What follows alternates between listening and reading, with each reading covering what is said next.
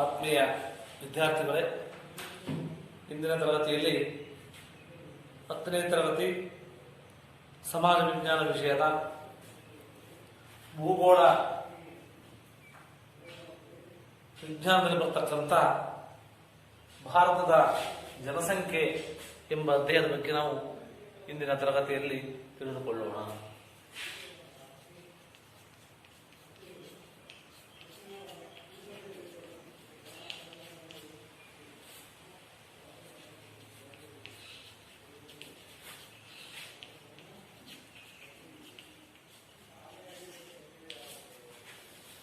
ಈ ಒಂದು ಅಧ್ಯಾಯದಲ್ಲಿ ಪ್ರಮುಖವಾಗಿ ನಾವು ಅಧ್ಯಯನ ಮಾಡತಕ್ಕಂಥ ಅಂಶಗಳು ಅಂದ್ರೆ ಭಾರತದ ಜನಸಂಖ್ಯೆಯ ಗಾತ್ರ, ನಂತರ ಭಾರತ ಜನಸಂಖ್ಯೆ ಬೆಳವಣಿಗೆ ಯಾವ ರೀತಿ ಆಗ್ತಾ ಇದೆ, ಜನಸಂಖ್ಯೆ ಬೆಳವಣಿಗೆಗೆ ಏನು ಕಾರಣ, ಜನಸಂಖ್ಯೆ ಹೆಚ್ಚಿಗೆ ಯಾವ ರೀತಿ ಆಗಿದೆ ಮತ್ತು ಅದರ ಸಾಂದ್ರತೆ ಎಷ್ಟಿದೆ, ಮತ್ತೆ ಜನಸಂಖ್ಯೆ ಹಂಚಿಕೆಯನ್ನ ನಿರ್ಧಾರ ಮಾಡತಕ್ಕಂಥ ಅಂಶಗಳು ಯಾವ್ಯಾವು, ಎಲ್ಲಾ ಅಂಶಗಳ ಬಗ್ಗೆ ನಾವು ಸವಿವರವಾಗಿ ತಿಳಿದುಕೊಳ್ಬೇಕಾಗ್ತದೆ. ಅದರಲ್ಲಿ ಮೊದಲನೇದಾಗಿ ಜನಸಂಖ್ಯೆಯ ಗಾತ್ರ.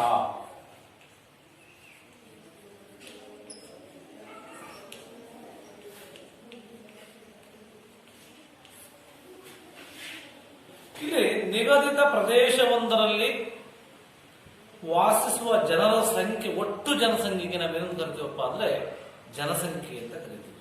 ಏನು, ನಿಗದಿತ ಪ್ರದೇಶವೊಂದರಲ್ಲಿ ವಾಸ ಮಾಡತಕ್ಕಂಥ ಜನರ ಒಟ್ಟು ಸಂಖ್ಯೆಗೆ. ಈ ಪ್ರಪಂಚದಲ್ಲಿ ಚೀನಾದ ನಂತರ ಭಾರತ ಎರಡನೇ ಜನಭರಿತ ದೇಶ. ಯಾವ ದೇಶದ ನಂತರ? ಚೀನಾದ ನಂತರ ಎರಡನೇ ಜನಭರಿತ ದೇಶವಾಗಿದ್ದು 2011ನೇ ಜನಗಣತಿ ಪ್ರಕಾರ ಭಾರತ ದೇಶದ ಜನಸಂಖ್ಯೆ 121.01. 2011ನೇ 121.01ರಷ್ಟು ಏನಿತ್ತು ಜನಸಂಖ್ಯೆ ಇತ್ತು. ಇದು ಪ್ರಪಂಚದ ಭೂಪ್ರದೇಶದಲ್ಲಿ ಶೇಕಡ 2.4ರಷ್ಟು ಜನಸಂಖ್ಯೆ ಇವತ್ತು ಭಾರತದಲ್ಲಿದ್ದು, ಭಾಗಗೊಳ್ಳುವಂತ ಭಾರತದ ಜನಸಂಖ್ಯೆ ಪ್ರಪಂಚದ ಒಟ್ಟು ಜನಸಂಖ್ಯೆಯಲ್ಲಿ ಶೇಕಡ 17.5ರಷ್ಟು ಭಾಗವಾಗಿದೆ. ಎಷ್ಟು? 17.5ರಷ್ಟು.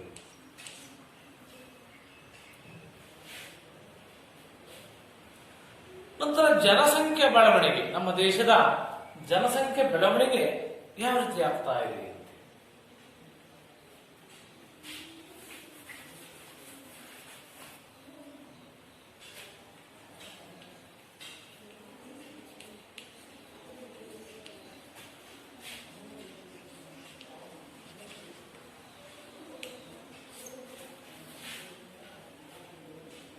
ಇಲ್ಲಿ ಕಳೆದ ಶತಮಾನದ ಆರಂಭದಲ್ಲಿ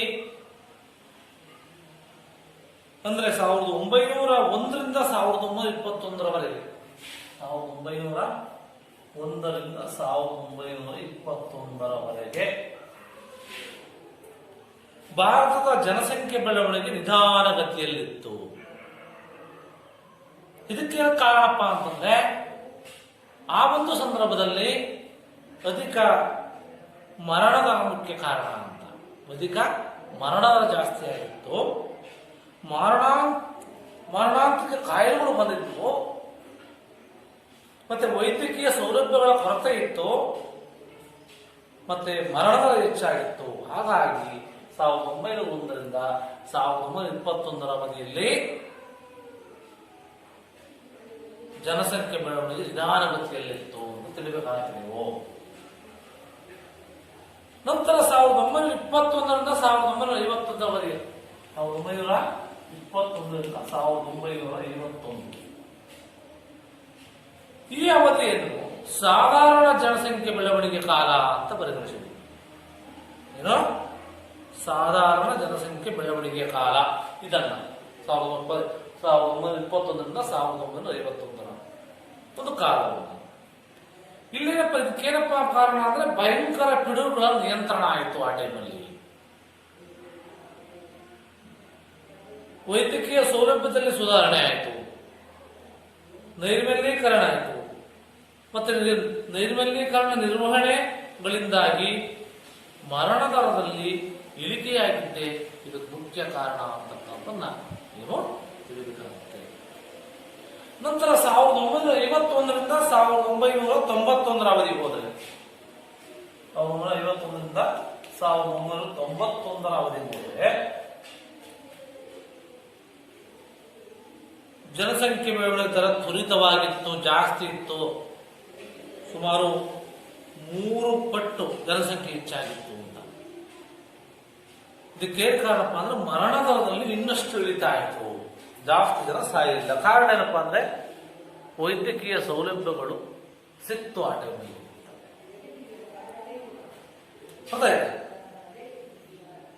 ಈ ಮತ್ತೆ ಪ್ರತಿಯಾಗಿ ಜನನ ದರ ಹೆಚ್ಚಳ ಮುಂದುವರಿದಿದ್ದು 1981ರ ನಂತರ ಜನಸಂಖ್ಯೆ ಬೆಳವಣಿಗೆಯಲ್ಲಿ ಸ್ವಲ್ಪ ಇಳಿಕೆ ಆಯಿತು. ಯಾವಾಗ 1981ರ ನಂತರ ಇಳಿಕೆ ಆಯಿತು, ಇಳಿತ ಆರಂಭವಾಯಿತು.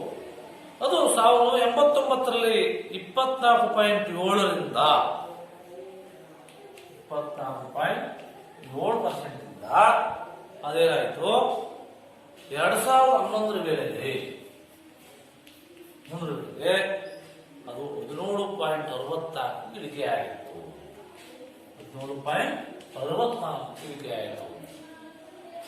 ಹೀಗೆ ಇವತ್ತು ಭಾರತದ ಜನಸಂಖ್ಯೆ ಬೆಳವಣಿಗೆ ಯಾವಾಗ 1901ರಿಂದ 1991ರವರೆಗಿವೆ ಯಾವ ರೀತಿ ಬೆಳವಣಿಗೆ ಆಗ್ತಾ ಬಂತು ಅಂತೆಲ್ಲ ಗೊತ್ತಿದೆ.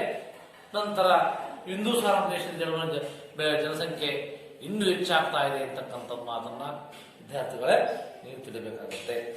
ನಂತರ ಜನಸಂಖ್ಯೆ ಬೆಳವಣಿಗೆಗೆ ಏನು ಕಾರಣ ಅಂದರೆ ಯಾಕೆ ಜನಸಂಖ್ಯೆ ಬೆಳವಣಿಗೆ ಆಗ್ತಾ ಇದೆ?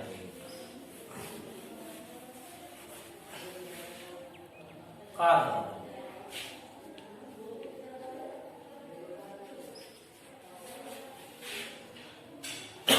ಇಲ್ಲಿ ಪ್ರಮುಖವಾಗಿ ಭಾರತದ ಜನಸಂಖ್ಯೆ ಬೆಳವಣಿಗೆ ಅನೇಕ ಕಾರಣಗಳಿದ್ದಾವೆ. ಅವುಗಳಲ್ಲಿ ಪ್ರಮುಖವಾಗಿರ್ತಕ್ಕಂಥವು ಅಧಿಕ ಜನನ ದರ.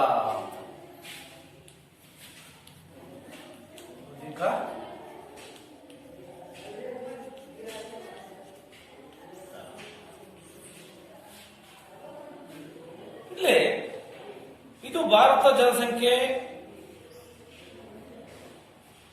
ಶೀಘ್ರಗತಿಯಲ್ಲಿ ಬೆಳೆಯಲಿಕ್ಕೆ ಪ್ರಮುಖವಾಗಿರ್ತಕ್ಕಂಥ ಅಂಶ ಯಾವುದು? ಅಧಿಕ ಜನನ ದರ. ಅಧಿಕ ಜನನ ದರ ಇದು ಜನಸಂಖ್ಯೆ ಬೆಳವಣಿಗೆ ಮುಖ್ಯವಾಗಿರ್ತಕ್ಕಂಥ ಕಾರಣ ಯಾಕಪ್ಪ ಅಂತಂದ್ರೆ ಇಲ್ಲಿ ಬಾಲ್ಯ ವಿವಾಹ ಮಾಡ್ತಕ್ಕಂಥದ್ದು. ಬಾಲ್ಯ ವಿವಾಹ ಅಂದ್ರೆ ಗೊತ್ತಿದೆ ನಿಮಗೆಲ್ಲವಾ, 18 ವರ್ಷದ ಒಳಗಿನ 21 ವರ್ಷದ ಒಳಗಿನ 18 ವರ್ಷ ಒಳಗಿನ ಹೆಣ್ಣು ಮಗು 21 ವರ್ಷದ ಒಳಗಿನ ಗಂಡು ಮಗುವನ್ನ ಮದುವೆ ಮಾಡಿದ್ರೆ ಅದನ್ನ ಬಾಲ್ಯ ವಿವಾಹ ಅಂತ ಕರಿತೀವಿ. ಅಂತ ಬಾಲ್ಯ ವಿವಾಹಗಳು ಹೆಚ್ಚಾಗಿದ್ರಿಂದ ಏನಾಯ್ತು? ಜನಸಂಖ್ಯೆ ಹೆಚ್ಚಾಯಿತು. ಮತ್ತು ಧಾರ್ಮಿಕ ಮತ್ತು ಸಾಮಾಜಿಕ ಮೂಢನಂಬಿಕೆಗಳು ನಮ್ಮ ದೇಶದಲ್ಲಿ ಇವತ್ತು ಈ ಮೂಢನಂಬಿಕೆ ದೇಶ ನಮ್ಮದು. ಯಾಕಪ್ಪ ಅಂತಂದ್ರೆ ನಮ್ಮ ಹಿಂದೂ ಸಂಪ್ರದಾಯದ ಪ್ರಕಾರ ಗಂಡು ಮಗು ಇರಲೇಬೇಕು. ಆ ಇರಲೇಬೇಕು ಅನ್ನೋ ಉದ್ದೇಶದಿಂದ ಏನಾಗುತ್ತೆ, ಅತಿ ಹೆಚ್ಚಿನ ಜನಸಂಖ್ಯೆಯನ್ನ ಮಾಡಿಕೊಳ್ಳಲಿಕ್ಕೆ ಅದು ಅವಕಾಶವನ್ನು ಮಾಡಿಕೊಳ್ಳುತ್ತೆ. ಆ ಒಂದು ಮೂಢನಂಬಿಕೆಗಳೇ ಪ್ರಮುಖವಾಗಿರ್ತಕ್ಕಂಥ ಕಾರಣ. ನಂತರ ಬಹುಪತ್ನಿತ್ವ.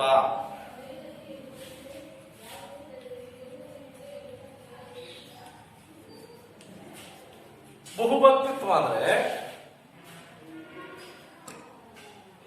ಈ ಒಬ್ಬ ಗಂಡಸು 2, 3, 4 ಜನ ಮದುವೆ ಆಗ್ತಕ್ಕಂಥದ್ದು. ಆ 4 ಜನನು ಮದುವೆ ಆಗಿದೆ ಅಂತ 4 ಜನನು ಮಕ್ಕಳನ್ನು ಪಡೆಯಲಿಕ್ಕೆ ಇಷ್ಟಪಟ್ಟಾಗ ಅಲ್ಲೇನಾಗುತ್ತೆ, ಜನಸಂಖ್ಯೆ ಜಾಸ್ತಿ ಆಗೋದಕ್ಕೆ ಒಂದು ಕಾರಣ ಆಗುತ್ತೆ ಅಂತ ನೀವು ತಿಳಿಯಬೇಕಾಗುತ್ತೆ.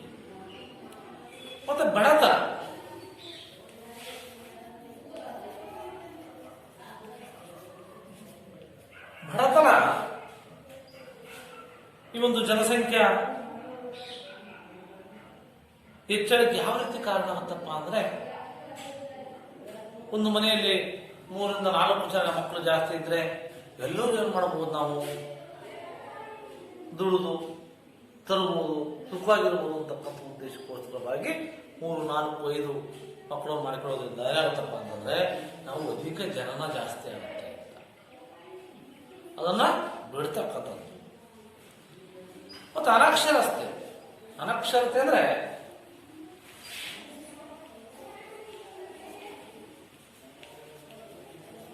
ಇಲ್ಲಿ ಈ ಓದಿಲ್ಲ, ವಿದ್ಯಾವಂತರಲ್ಲ, ವಿದ್ಯಾವಂತರ ಇದ್ರೆ ಎಷ್ಟು ಮಕ್ಕಳನ್ನು ಪಡೆದ್ರೆ ಯಾವ ರೀತಿ ಸುಖವಾಗಿರ್ಬೋದು ಅಂತಕ್ಕಂಥ ಒಂದು ಭಾವನೆ ಯಾರಿಗಿಲ್ಲ.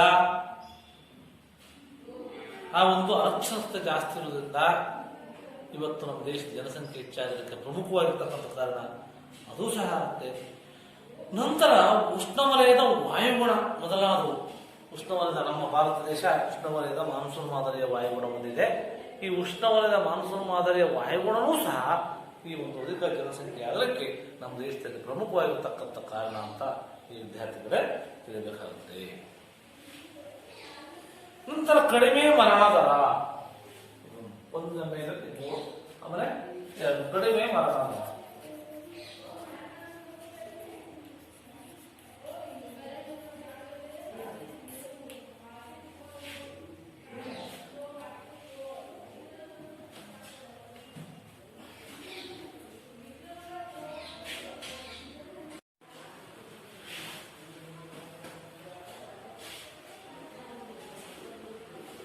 ಇದು ಭಾರತ ಜನಸಂಖ್ಯೆಯ ಮತ್ತೊಂದು ಪ್ರಮುಖ ಕಾರಣ. ಯಾವುದು? ಕಡಿಮೆ ಮರಣ ದರ. ಇಲ್ಲಿ ವೈದ್ಯಕೀಯ ಸೌಲಭ್ಯದಲ್ಲಿ ಸುಧಾರಣೆ ಆಗ್ತಾ ಇದೆ ನಮ್ಮ ದೇಶದಲ್ಲಿ ಅಂತೀನಿ. ಮತ್ತೆ ಪ್ರಾಣಾಂಕಿತ ಸಾಂಕ್ರಾಮಿಕ ಪಿಡುಗುಗಳ ನಿಯಂತ್ರಣ ಆಗ್ತಾ ಇದೆ.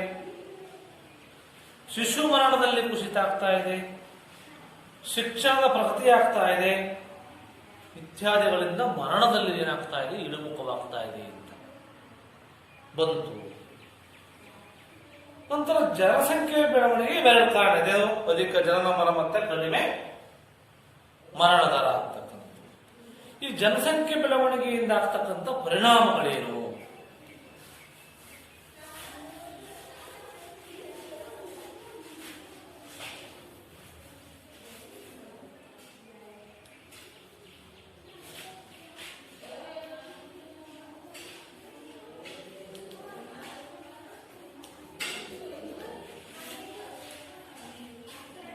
ಇಲ್ಲಿ ಭಾರತ ಜನಸಂಖ್ಯೆ ಬೆಳವಣಿಗೆ ಅನೇಕ ಕಾರಣಗಳಿವೆ.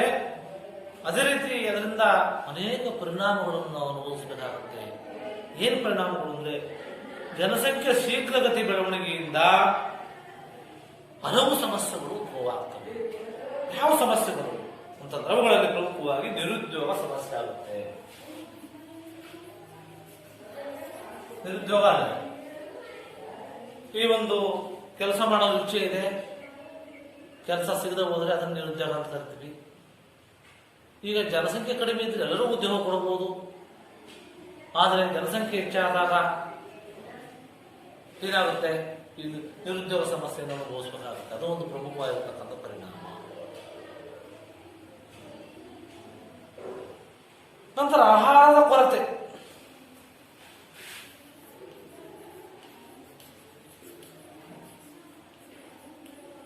ಆಹಾರದ ಕೊರತೆ ಇಲ್ಲಿ ಈಗ 50 ಕೋಟಿ ಜನಸಂಖ್ಯೆ ಇದ್ರೆ ಎಷ್ಟು ಆಹಾರ ಬೇಕು? 100 ಕೋಟಿ ಇದ್ರೆ ಜನಸಂಖ್ಯೆ ಆಹಾರ ಎಷ್ಟು ಬೇಕು? ಈಗ 50 ಕೋಟಿ ಜನಸಂಖ್ಯೆ ಇದ್ರೆ ಕಡಿಮೆ ಆಹಾರ ಬೇಕಾಗುತ್ತೆ. ಆದ್ರೆ 100 ಕೋಟಿ ಜನಸಂಖ್ಯೆ ಇದ್ದಾಗ ಆಹಾರದ ಸಮಸ್ಯೆ ಆಗುತ್ತೆ. ಉತ್ತಮವಾಗಿರ್ತಕ್ಕಂಥ ಪೌಷ್ಟಿಕ ಆಹಾರವನ್ನು ಕೊಡಲಿಕ್ಕೆ ನಮಗೆ ಆಗಲ್ಲ. ಹಾಗಾಗಿ ಹಾಗಾಗಿ ಏನಾಗುತ್ತಪ್ಪ ಅಂದ್ರೆ ಅಪೌಷ್ಟಿಕತೆಯನ್ನು ನಾವು ಕಾಣ್ತೀವಿ ಅಲ್ಲಿ ಅಂತ. ಇದನ್ನ ಅಪೌಷ್ಟಿಕತೆ.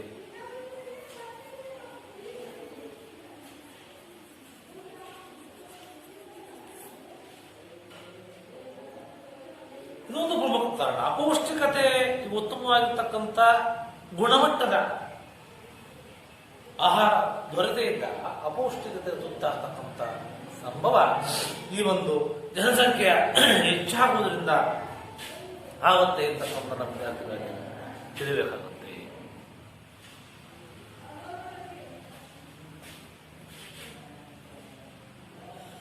ನಂತರ ಮೂಲ ಸೌಲಭ್ಯಗಳ ಕೊರತೆ. ಜನಸಂಖ್ಯೆ ಹೆಚ್ಚಾಗುವುದರಿಂದ, ಹೆಚ್ಚಾಗಿ ಬೆಳವಣಿಗೆ ಆಗುವುದರಿಂದ ನಮ್ಮ ಮನುಷ್ಯನಿಗೆ ಮೂಲಭೂತ ಅವಶ್ಯಕತೆಗಳಾಗಿರ್ತಕ್ಕಂಥ ಆಹಾರ, ಬಟ್ಟೆ, ವಸತಿ ಇವುಗಳನ್ನೆಲ್ಲವನ್ನು ನಾವೇನು ಮಾಡ್ಬೇಕಂತಂದ್ರೆ ನಾವು ಕೊರತೆಯನ್ನ ಅನುಭವಿಸ್ಬೇಕಾಗುತ್ತೆ.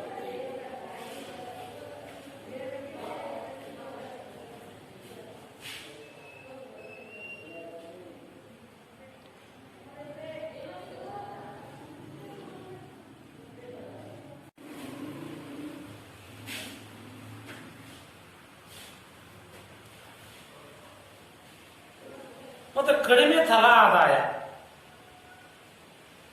ಆಗುತ್ತೆ, ಕಡಿಮೆ ಆಗುತ್ತೆ.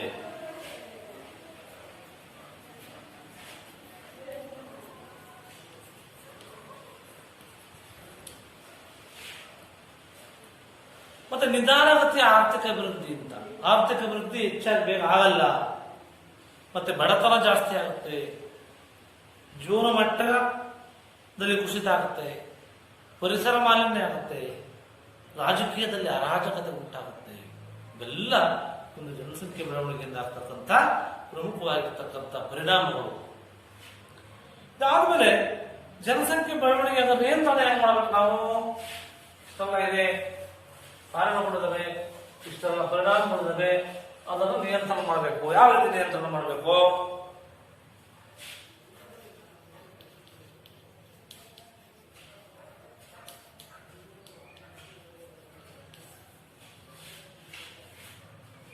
ಇಲ್ಲಿ ಭಾರತ ಸರ್ಕಾರ ದೇಶದ ಜನಸಂಖ್ಯೆ ಬೆಳವಣಿಗೆಯನ್ನ ನಿಯಂತ್ರಿಸಕ್ಕೆ ಅನೇಕ ಕ್ರಮಗಳನ್ನು ಕೈಗೊಂಡಿದೆ. ಅವುಗಳಲ್ಲಿ ಪ್ರಮುಖವಾದಂತಂದ್ರೆ ಕುಟುಂಬ ಯೋಜನೆ. ಕುಟುಂಬ ಯೋಜನೆ ಅಂದ್ರೆ ಮನೆಗೆ ಒಂದು ಬೇಕು, ಎರಡು ಸಾಕು, ಒಂದು ಮಕ್ಕಳು ಬೇಕು, ಎರಡು ಸಾಕು ಅಂತಕ್ಕಂಥ ಕುಟುಂಬ ಯೋಜನೆಯನ್ನ ಜಾರಿಗೆ ತಂದಿದೆ. ಮಹಿಳಾ ಕಲ್ಯಾಣ ಯೋಜನೆಗಳು,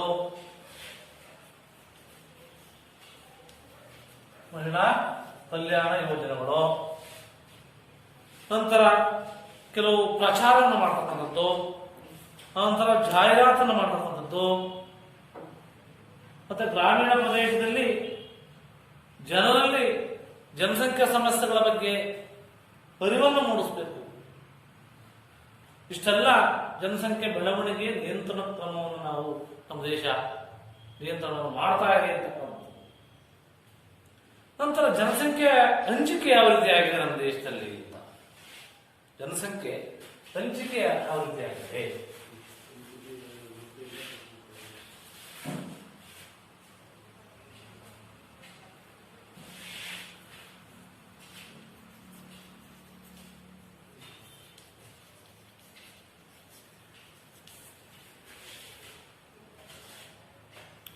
ಇಲ್ಲಿ ಭಾರತದ ಜನಸಂಖ್ಯೆ ಹಂಚಿಕೆ ಎಲ್ಲೆಡೆಯಲ್ಲೂ ಸಮಾನವಾಗಿಲ್ಲ.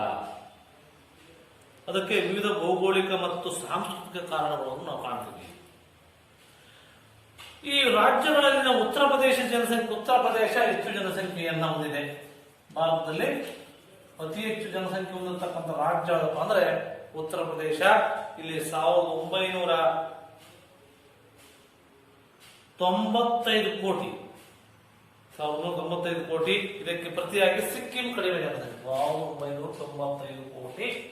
ನಂತರ ಸಿಕ್ಕಿಂ ಇದು ಕಡಿಮೆ ಜನಸಂಖ್ಯೆ ಹೊಂದಿರತಕ್ಕಂಥ ರಾಜ್ಯ. ಅಲ್ಲಿ 6.1 ಲಕ್ಷ ಅಷ್ಟೇ ಇರೋದು. 6.1 ಲಕ್ಷ ಸಿಕ್ಕಿಂ ಅಲ್ಲಿ ಜನಸಂಖ್ಯೆನ ಕಾಣ್ತೀವಿ. ಕೇಂದ್ರಾಡಳಿತ ಪ್ರದೇಶಕ್ಕೆ ಹೋದರೆ ದೆಹಲಿಯ ಜನಸಂಖ್ಯೆ 1.67 ಕೋಟಿ. 1.67 ಕೋಟಿ ದೆಹಲಿಯಲ್ಲಿ, ಅದು ಕೇಂದ್ರಾಡಳಿತ ಪ್ರದೇಶ. ಮತ್ತೆ ಲಕ್ಷದ್ವೀಪ ಅತಿ ಕಡಿಮೆ ಜನಸಂಖ್ಯೆಯನ್ನು ಹೊಂದಿದೆ. ಭಾರತ ವಿರಳ ಜನಸಂಖ್ಯೆಯುಳ್ಳ ಪ್ರದೇಶಗಳು ಅಂದ್ರೆ ಕಡಿಮೆ ಜನಸಂಖ್ಯೆಯುಳ್ಳ ಪ್ರದೇಶಗಳು ಅಂದ್ರೆ ಒಂದು ಹಿಮಾಲಯ ಪರ್ವತ ಪ್ರದೇಶ, ಕೇಂದ್ರದ ಉತ್ತರ ಎತ್ತರದ ಪ್ರದೇಶ, ತಾರವನು ಭೂಮಿ, ದ್ವೀಪಗಳು. ಇದಕ್ಕೆ ಪ್ರತಿಯಾಗಿ ಜನಭರಿತ ಪ್ರದೇಶಗಳು, ಗಂಗಾ ಬಯಲು ಪ್ರದೇಶ, ಯಾವುದು ಗಂಗಾ ಬಯಲು ಪ್ರದೇಶ, ಕರಾವಳಿ ಪ್ರದೇಶ, ಕೈಗಾರಿಕಾ ನಗರ ಪ್ರದೇಶಗಳಲ್ಲಿ ನಾವು ವಿರಳ ಜನಸಂಖ್ಯೆಯನ್ನು ನಾವು ಇಲ್ಲಿ ಕಾಣ್ತೇವೆ. ಇದಾದ ನಂತರ ಜನಸಂಖ್ಯೆ ನಂತರ ಬರ್ತಕ್ಕಂಥದ್ದು ಜನಸಾಂದ್ರತೆ. ಏನು ಜನಸಾಂದ್ರತೆ ಅಂದ್ರೆ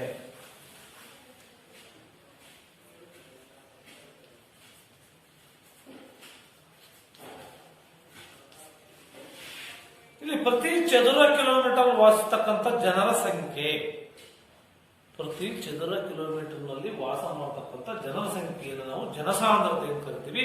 2011ರ ಜನಗಣತಿ ಪ್ರಕಾರ ಭಾರತದ ಜನಸಾಂದ್ರತೆ ಪ್ರತಿ ಚದುರ ಕಿಲೋಮೀಟರ್ 382 ಇತ್ತು. 382 ಪ್ರತಿ ಚದುರ ಕಿಲೋಮೀಟರ್ಗೆ.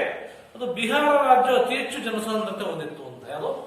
ಬಿಹಾರ ಅತಿ ಹೆಚ್ಚು ಜನಸಾಂದ್ರತೆಯನ್ನು ಹೊಂದಿತ್ತು. ಇದಕ್ಕೆ ಪ್ರತಿಯಾಗಿ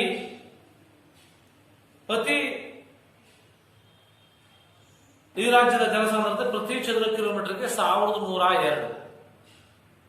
ಇದಕ್ಕೆ ಪ್ರತಿಯಾಗಿ ಪ್ರತಿ ಚದುರ ಕಿಲೋಮೀಟರ್ಗೆ 17 ಜನರುಳ್ಳ ಅತಿ ಕಡಿಮೆ ಜನಸಾಂದ್ರತೆಯುಳ್ಳ ಪ್ರದೇಶ ಅರುಣಾಚಲ ಪ್ರದೇಶ.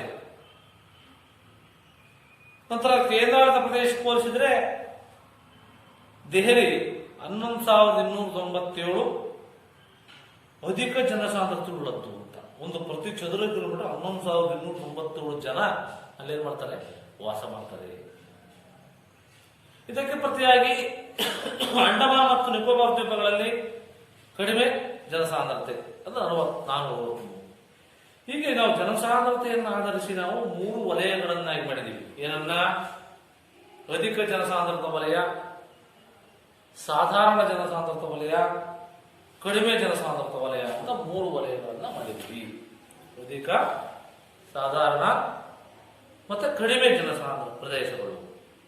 ಅದರಲ್ಲಿ ಅಧಿಕ ಜನಸಾಂದ್ರತ ಪ್ರದೇಶಗಳು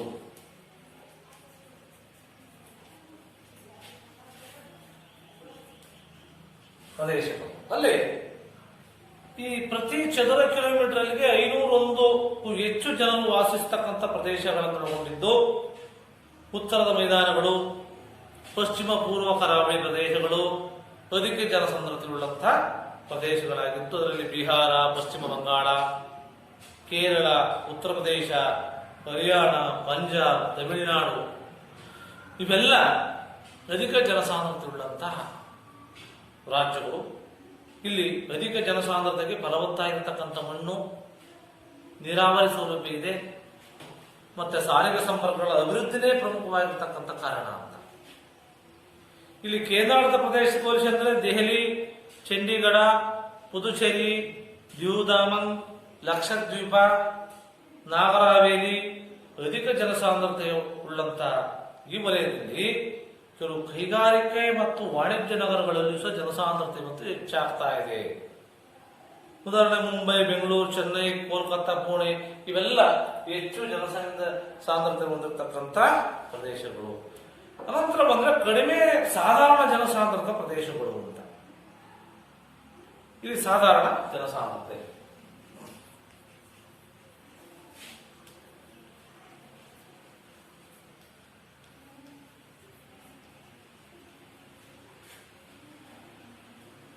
ಇಲ್ಲಿ ಪ್ರತಿ ಚದರ ಕಿಲೋಮೀಟರ್ಗೆ 251ರಿಂದ 500 ಜನ ವಾಸ ಮಾಡ್ತಕ್ಕಂಥದ್ದು.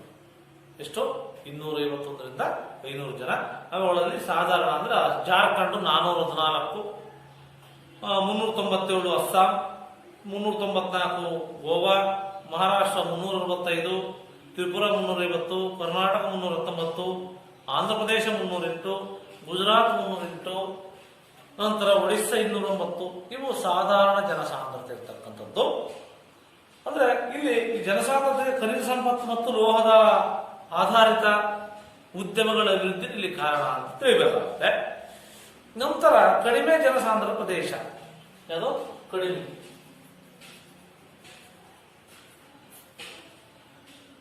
ಇಲ್ಲಿ ಪ್ರತಿ ಚದರ ಕಿಲೋಮೀಟರ್ಗೆ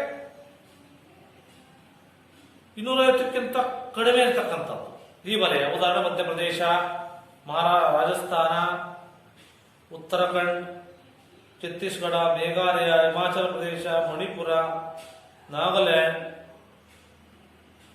ಜಮ್ಮು ಮತ್ತು ಕಾಶ್ಮೀರ ಇರ್ಬೋದು, ಸಿಕ್ಕಿಂ ಇರ್ಬೋದು, ಅಂಡಮಾನ್ ನಿಕೋಬಾರ್ ದ್ವೀಪ ಇರಬಹುದು, ಅರುಣಾಚಲ ಪ್ರದೇಶ, ಆಮೇಲೆ ಪರ್ವತ ಬೆಟ್ಟ ಮತ್ತು ಗುಡ್ಡ ಭಾಗಗಳು, ಅರಣ್ಯ ಪ್ರದೇಶ, ಕನಿಷ್ಠ ಉಷ್ಣಾಂಶವುಳ್ಳ ಅಥವಾ ಅರೆಮರುಭೂಮಿ ವಾಯುಗುಣ, ಇವೆಲ್ಲ ಕಡಿಮೆ ಜನಸಾಂದ್ರತೆಗೆ ಪ್ರಮುಖವಾಗಿರ್ತಕ್ಕಂಥ ಪ್ರದೇಶಗಳು. ಇದಾದ್ಮೇಲೆ ಜನಸಂಖ್ಯೆಯನ್ನು ನಿಯಂತ್ರಣ ಮಾಡತಕ್ಕಂಥ ಜನಸಂಖ್ಯೆ ಹಂಚಿಕೆಯನ್ನು ನಿಯಂತ್ರಣ ಮಾಡತಕ್ಕಂಥದ್ದು ಹೆಂಗೆ? ಜನಸಂಖ್ಯೆ ಹಂಚಿಕೆಯನ್ನು ನಿಯಂತ್ರಣ ಮಾಡಬೇಕು.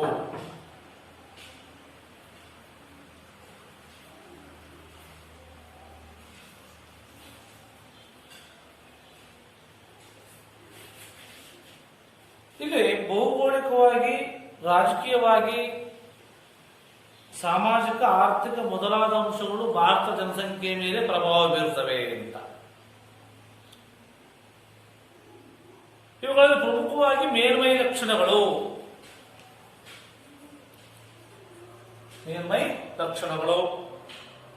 ಅದು ಪರ್ವತ ಬೆಟ್ಟ ಗುಡ್ಡ ಪ್ರದೇಶಗಳಲ್ಲಿ ಜನಸಂಖ್ಯೆ ಕಡಿಮೆ.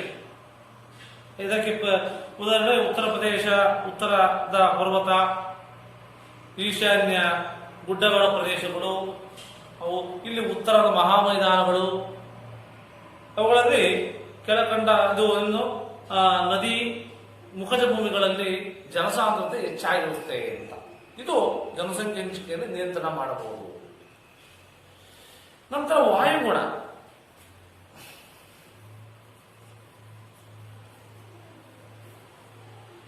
ಇಲ್ಲಿ ಉತ್ತಮ ವಾಯುಗುಣವುಳ್ಳಂತಹ ಪ್ರದೇಶಗಳಲ್ಲಿ ಹೆಚ್ಚು ಜನಸಂಖ್ಯೆ, ಇದಕ್ಕೆ ಪ್ರತಿಯಾಗಿ ಅತಿ ಶೀತ. ನಂತರ ಒಣ ಹವೆಯುಳ್ಳ ಭಾಗಗಳಲ್ಲಿ ಜನಸಂಖ್ಯೆ ಕಡಿಮೆ. ಉದಾಹರಣೆ ಹಿಮಾಲಯ ಮತ್ತು ಥಾರ್ ಮರುಭೂಮಿಯಲ್ಲಿ ನಾವು ವಾಯುಗುಣ ಅಂದ್ರೆ ಆ ಒಂದು ವಾಯುಗುಣವು ಸಹ ಜನಸಂಖ್ಯೆಯನ್ನ ನಿರ್ಧಾರ ಮಾಡುತ್ತೆ, ಹಂಚಿಕೆಯನ್ನ. ನಂತರ ಮಣ್ಣು.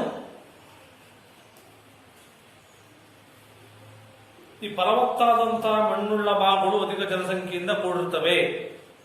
ಉದಾಹರಣೆ ಉತ್ತರದ ಭಾರತದ ಮೈದಾನಗಳು, ಪಶ್ಚಿಮ ಮತ್ತು ಪೂರ್ವ ಕರಾವಳಿ. ಇದಕ್ಕೆ ಪ್ರತಿಯಾಗಿ ಫಲವತ್ತಲ್ಲದ ಮರುಭೂಮಿ, ಮರಳು ಭೂಮಿಗಳಲ್ಲಿ ಜನಸಂಖ್ಯೆ ಕಡಿಮೆ ಇರುತ್ತೆ. ನಂತರ ಸಂಪನ್ಮೂಲಗಳು.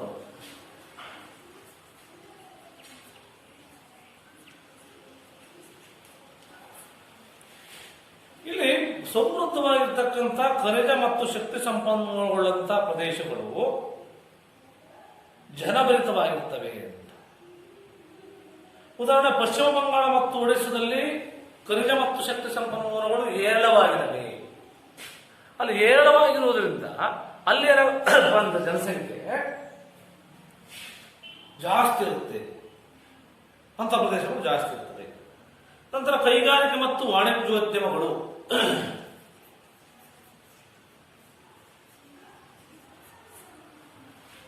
ಇಲ್ಲಿ ಹೆಚ್ಚು ಕೈಗಾರಿಕಾ ಅಭಿವೃದ್ಧಿ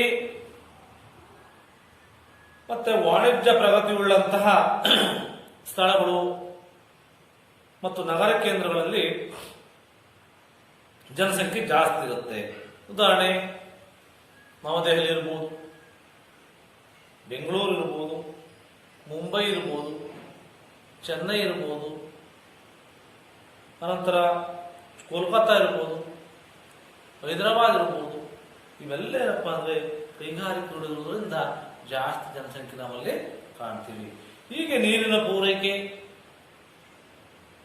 ಪ್ರವಾಸೋದ್ಯಮ ಪ್ರಗತಿ, ಜನರು ಮತ್ತು ಅವರ ಆಸ್ತಿಗಳಿಗೆ ದೊರೆತಕ್ಕಂಥ ರಕ್ಷಣೆ, ಭದ್ರತೆಗಳು ಸಹ ಜನಸಂಖ್ಯೆ ಹಂಚಿಕೆ ಮೇಲೆ ತನ್ನದೇ ಆಗಿರ್ತಕ್ಕಂಥ ಪ್ರಭಾವವನ್ನ, ಪಾತ್ರವನ್ನ ಬೀರ್ತವೆ ಇರ್ತಕ್ಕಂಥ ವಿಚಾರವನ್ನ ವಿದ್ಯಾರ್ಥಿಗಳೇ ನೀವು ಇಂದಿನ ತರಗತಿಯಲ್ಲಿ ಎಲ್ಲ ಅಂಶಗಳನ್ನ, ಯಾವ ಅಂಶಗಳನ್ನ, ಭಾರತ ಜನಸಂಖ್ಯೆಯಲ್ಲಿ ಜನಸಂಖ್ಯೆಯ ಗಾತ್ರ, ಜನಸಂಖ್ಯೆ ಬೆಳವಣಿಗೆ ಯಾವ ರೀತಿ ಆಯಿತು, ಅದರ ಜನಸಂಖ್ಯೆಯಿಂದ ಆಗ್ತಕ್ಕಂಥ ಅದಕ್ಕೆ ಏನ್ ಕಾರಣ, ಆ ಜನಸಂಖ್ಯೆ ಬೆಳವಣಿಗೆಯಿಂದ ಆದಂತಹ ಪರಿಣಾಮಗಳೇನು, ಮತ್ತು ಜನಸಂಖ್ಯೆ ಬೆಳವಣಿಗೆಯನ್ನ ನಾವು ಯಾವ ರೀತಿ ನಿಯಂತ್ರಣವನ್ನು ಕ್ರಮಗಳನ್ನು ಕೈಗೊಳ್ಳಬೇಕು,